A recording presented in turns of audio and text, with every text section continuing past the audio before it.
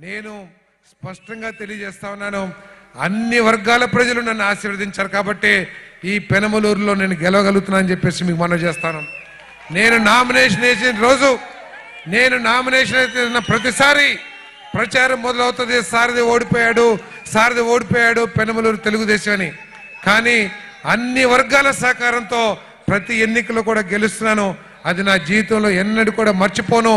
పెనమలూరు నేను ఎక్కడున్నా కూడా పెనమలూరు ప్రజలకి నేను రుణపడి ఉంటానని చెప్పేసి మీదకి మనం చేస్తామని. నేను దురదృష్టవశాత్తు మన ప్రియతమ నాయకుడు జగన్మోహన్ రెడ్డి గారు నన్ను గుర్తించకపోయినప్పటికీ కూడా ఈ నియోజకవర్గ ప్రజలు నన్ను గుండెల్లో పెట్టుకొని ఎటువంటి అవమానాలు ఎదురైనా కూడా నన్ను కాపాడుతూ వస్తున్నారని చెప్పేసి, నా వెనకాల అండగా ఉంటున్నారని చెప్పేసి, వాళ్ళకి ఎప్పటికైనా సరే ఎమ్మెల్యేగా కాదు సేవకుడుగా ఉంటానని చెప్పేసి మనవి చేస్తూ ఈ కార్యక్రమాన్ని ఏర్పాటు చేసిన, ఈ కార్యక్రమాన్ని విజయవంతం చేస్తానికి కృషి చేసిన ప్రతి కార్యకర్తకి కూడా చేతులెత్తి నమస్కరిస్తూ సెలవు తీసుకుంటున్నాను.